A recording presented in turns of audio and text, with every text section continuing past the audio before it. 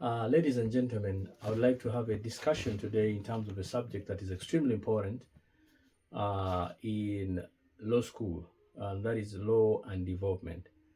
And I would go through some of the basics in terms of what is required for this particular subject in as far as the discussion of law and development is concerned. I will do my best to try and squeeze in whatever is relevant in the time that is available for me so that we can be able to comprehend and have an interesting discussion in terms of law and development.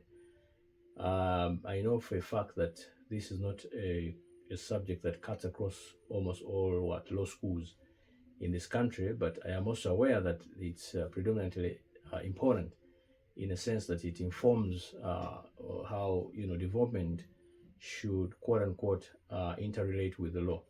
So the aspect of law and development is basically something that is important in terms of using the law to build a better society, and that's something you must understand from the word go. It basically informs how law will impact social development in terms of all the different arenas of what will ensue in terms of what development is as we understand it today.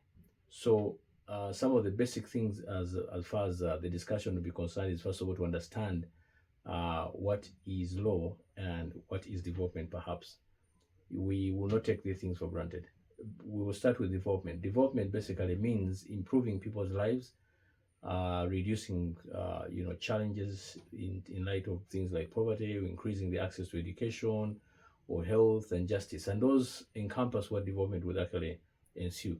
On the other hand, if you're to contemplate what law is, law basically would refer to what rules or systems and institutions that actually govern how society works.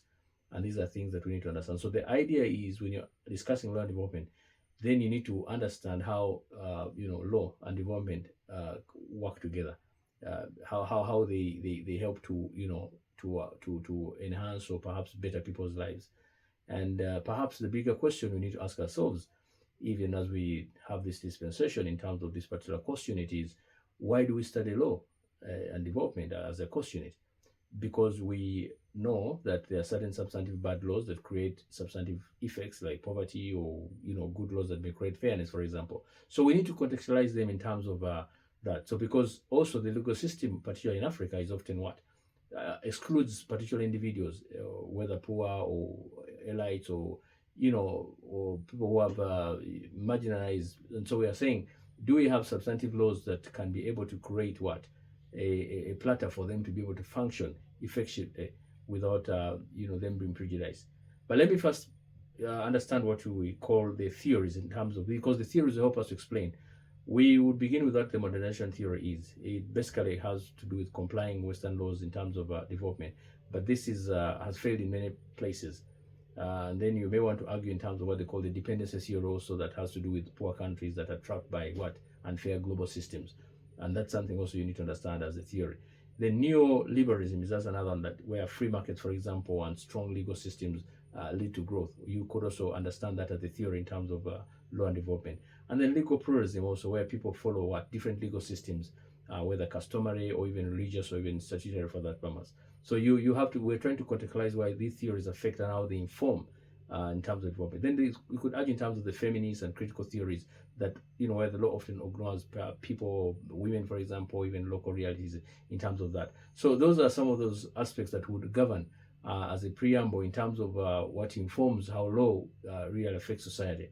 This subject shouldn't be misconstrued in a sense that it is hard. It's easy, but it requires you to think outside the box. I keep saying that. And there are certain key areas where the law affects development, and these are things that we need to comprehend. When you argue, for example, in terms of the rule of law and justice, you could trace it way back.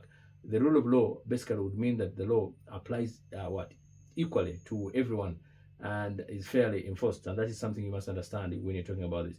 In Uganda, for example, you could argue that the constitution supports this, but this practice, of course, has its challenges in terms of some courts can be construed to be slow when it comes to do dispensation of justice. Sometimes you could argue in terms of institutions like the police that are sometimes abusive, or perhaps institutions of corruption, where corruption becomes a barrier. So whatever you do when you're talking about law and development, all these things create what a nexus, a blend in terms of an intertwinement, in terms of the dispensation of how they occur. So you could also argue in terms of legal institutions, for example. You when you look at the legal institutions that are available, do we have key institutions, for example, that are able to address in terms of creating that platter for us to have socio-economic and what development, for example? Do we have a substantive judiciary, for example, in terms of courts? Do we have substantive what legislative bodies, for example, the lawmakers or the parliament for that purpose? Do we have police or even prisons, institutions that are supposed to what to create some semblance of order into society? Do we have legal aid providers, for example, that may provide things like what legal aid or pro bono stuff like that? So when you're arguing this subject of law and development, you have to first of all contextualize it in terms of the different amenities, in terms of the law, how the law informs these particular discussions. So we're talking about strong institutions, for example, whether these strong institutions could create a better, betterment in terms of the lives of the ordinary people. And then, for example, if you're tracing law, how law, for example, informs, or perhaps how law, creates a substantive landscape for addressing challenges. Talk about land evictions, domestic violence, for example, even unpaid wages. So we're saying, do we have substantive legal provisions that can be able to guarantee a substantive dispensation in terms of a good and thriving society? That is something you need to comprehend when you talk about the aspect of law and development. You could also argue in terms of human rights, for example. Human rights and development is another aspect that you need to comprehend when you talk about law and development, where we are arguing that people may have rights to education, health, and even housing, and even a clean environment in terms of those contexts. Those are fundamentally important. You cannot divorce that again in terms of how this impacts on socio-economic rights, as it were. We could argue, for example, that the Ghanaian constitution supports them when you look at Article 30, when you look at Article 34, Article 39, but they are hard to enforce. That is something you may want to look out in terms of a challenge in terms of the enforceability of some of these rights that are endued upon us by the constitution. Let's take an example in the case of Sehad versus Attorney General, which had to do with about maternal health and the rights to emergency treatment, for example. The Supreme Court argued and said, yes, these socio-economic rights can actually be enforced in court. And these are takeaways that you can comprehend and say, yes, we have these provisions or these legal dispensations that are pronounced themselves, but it's another thing to see them in practice. Talk about aid and donor influences, for example, that have impacted our society by way of World Bank, for example, or even IMF, or even EU, or others that give money in support of legal reform. Talk about USAID, for example, that has just taken leave out of this country.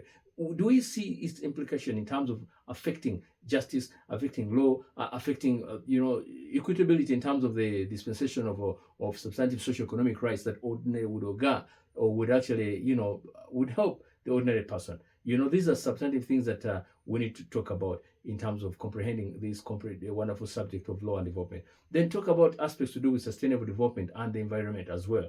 Another super important area that you cannot take away for granted. That becomes extremely important. The law should protect. The law should protect, in the environment, for example. Do we have substantive laws that can be able to create, forests, for example, or water resources, for example, even air quality? These are things we talk about. So how does law inform social development, socio-economic development in terms of creating a good platter for you and I to enjoy our lives in terms of, the amenities that God has endowed upon us, perhaps in terms of creating a sustainable or what they call intergenerational equity, so that we can be able to affect and help other people who are coming after us. So talk about the laws that are there. The International Environment Act, for example, how big is it? Substantive enough? Has its enforceability been tested, for example? How about aspects to do with land and natural resources, for example? Do we have substantive land tenure systems in Uganda that create that equitability where every person is enjoying to enjoy? Can you argue in terms of customary law? Can you argue, for example, in terms of freehold, for example, in terms of leasehold, for example, in terms of milo, for example? All these aspects, you need to comprehend and contextualize them in terms of how these create and cause effects in terms of substantive effects, for example, whether poverty or whether, inequality of sorts. So talk about minerals, for example, talk about forests. How about natural wealth? Do they benefit the few, or are they intended to benefit all? So the idea is you actually measure the law against these variables, if I miss that word, and see if they are tenable. Okay, how about gender and the law? Do we have laws that are substantive enough to create, for example, for the well-being of women, the challenges that women face, or perhaps the girl child for that effect? Do we have substantive things in terms of denial for inheritance, for example? Do we have substantive things in terms of gender-based violence, for example? Do we have aspects that govern an equal access to land, for example? These are issues that you cannot deny when you're talking about the subject of law and development. So I am here to, lend weight in terms of contextualizing this subject, so you know that this is something that you can understand even from the word go. I mean, whether we talk about things like domestic violence or succession act, for example, or culture enforcement, whether or not they're still a problem, we measure that against the fact that whether these laws are substantive enough to create that kind of well-being. Talk about education and health laws, for example. The Constitution guarantees free basic education, for example, and even emergency health care. But do we have them? Are there substantive challenges that the nation is facing? Do we have school dropouts, for example? Do we have a poor maternity health, for example? Do these things inform? Are there substantive laws? Those of you who are going to do research at a later age, especially legal research, doctrinal, black letter research, you will find that you will use the temperaments of the law to measure whatever discussion you want to talk about. You will use it as a measurement in terms of contextualizing whether these laws are substantive enough to create the amenities or the challenges that you want to do. And then you first of all discuss the efficaciousness of the law. Do we have substantive laws that guarantee and create a platter for you and I where we can enjoy substantive development in that context? Because the law fundamentally has everything to do in terms of creating that amenity that we're likely to enjoy. Now, we could also talk about reforming substantive systems when we're talking about this aspect of law and development. When you're arguing it, you should also contextualize whether there are substantive economic developments in terms of the law. Do we have substantive developments that are envisaged in terms of good laws, for example? Do we have envisaged good laws that can support, investment, for example, that can support trade? I just heard that what country? There's a country that has actually now done zero tariffs, for example. Although I'm told now there's they call an economic race between China and China just slumped America with 84%. Tariffs. When America is struggling to, slump all those tariffs almost across all entities around them. So do these create amenities in terms of the betterment of the individuals? So we need to contemplate this in terms of the investment code, for example, in terms of tax laws, in terms of tax reliefs. Do they play the purpose that they're supposed to do? So this subject will require you to think outside the box. It's not a question of I'm going to cram, I'm going to hold these things and say 1, 2, 3. It is analyzing them in light of the laws that are playing out to you.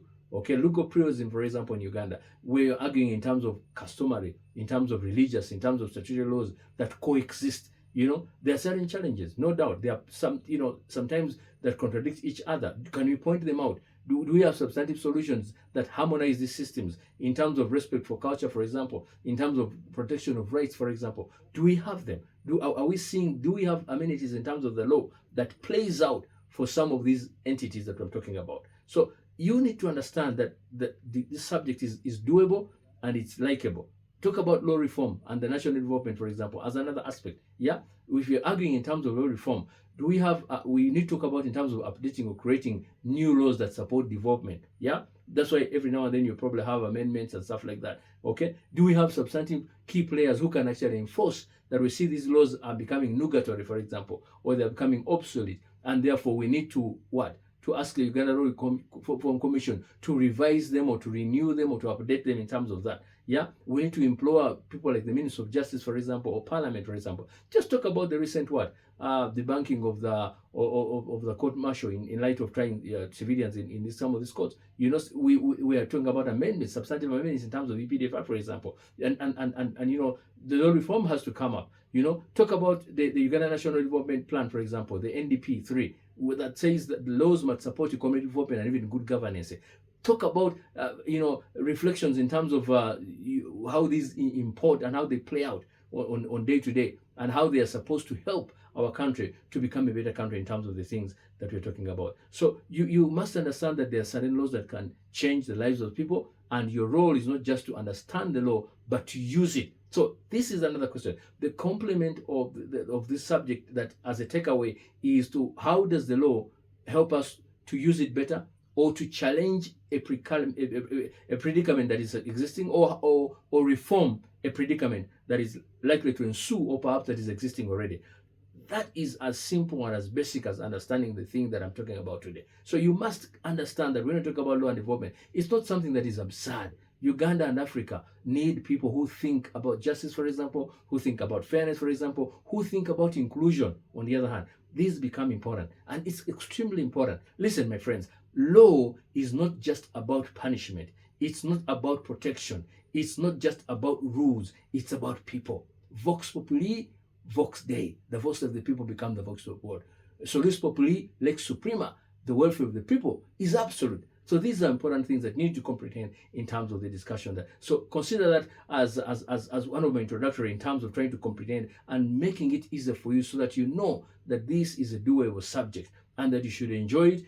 But as I said, I warned you from the word go that you have to use your brains. You have to think outside the box. Okay, you have to contextualize and understand that these are things that are doable. These are not things that are just coming from rocket science. Okay, these are not things you're not just going to sit down and cram and say, okay, let me sit down and cram this thing and I understand it. No, it's understanding it, it's reasoning basic things, but also contextualizing how these things are played out. You need to be equipped, virtually self-equipped with some of these things. It informs me why most of these law schools have actually introduced for example, pre-entries in most of the universities, because they realize that some of the discussions or the challenges that people are going to face, especially lawyers, is not going to be in terms of cram work. It's going to be in terms of situations that are going to play out, in day-to-day lives, and that's why they encourage critical thinking. So this is what we're talking about. This is a subject that requires you to critically use the brain and think. And as I said, you apply the law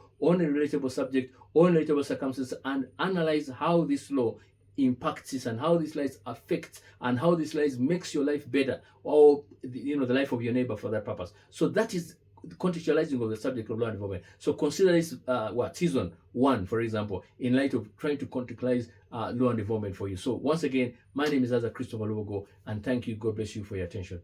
Amen.